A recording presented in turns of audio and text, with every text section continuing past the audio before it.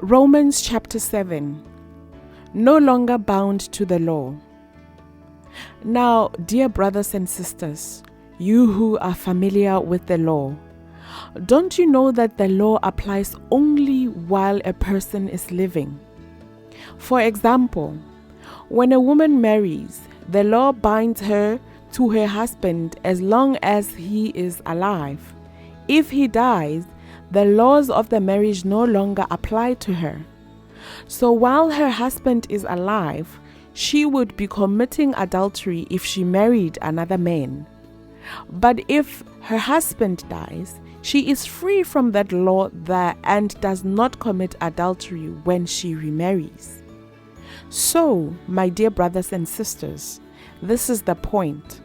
You died to the power of the law when you died with Christ, and now you are united with the one who was raised from the dead. As a result, we can produce a harvest of good deeds for God. When we were controlled by our own nature, sinful desires were at work within us, and the law aroused these evil desires that produced a harvest of sinful deeds resulting in death. But now we have been released from the law. We died to it and are no longer captive to its power.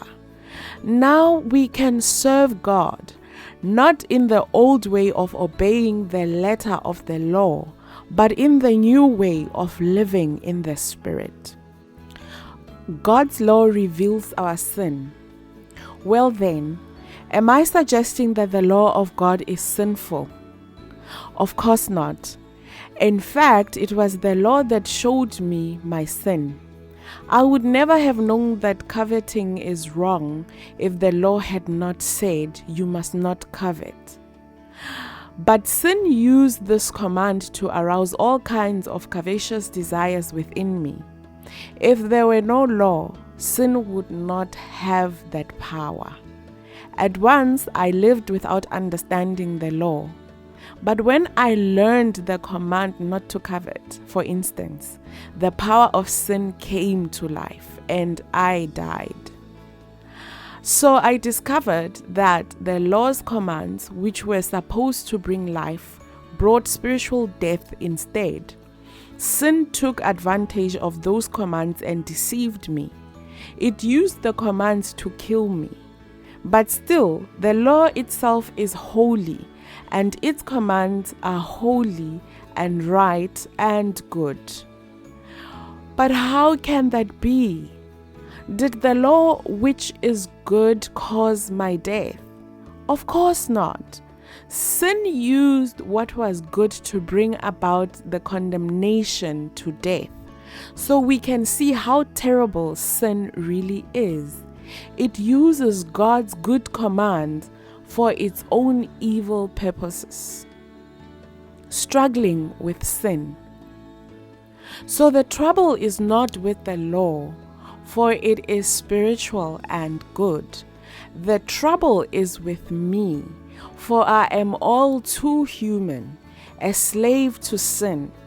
I don't really understand myself, for I want to do what is right, but I don't do it.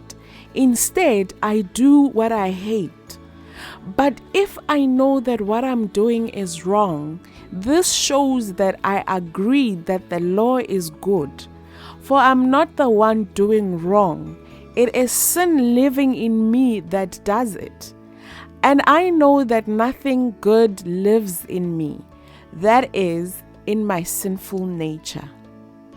I want to do what is right, but I can't. I want to do what is good, but I don't. I don't want to do what is wrong, but I do it anyway.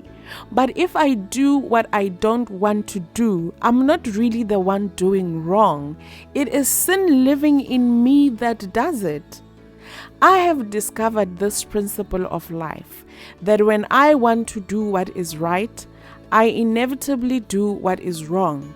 I love God's law with all my heart, but there is another power within me that is at war with my mind.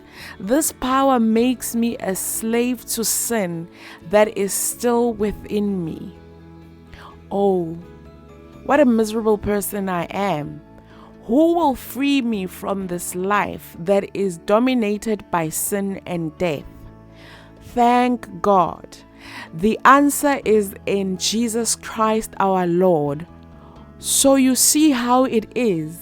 In my mind, I really want to obey God's law, but because of my sinful nature, I am a slave to sin.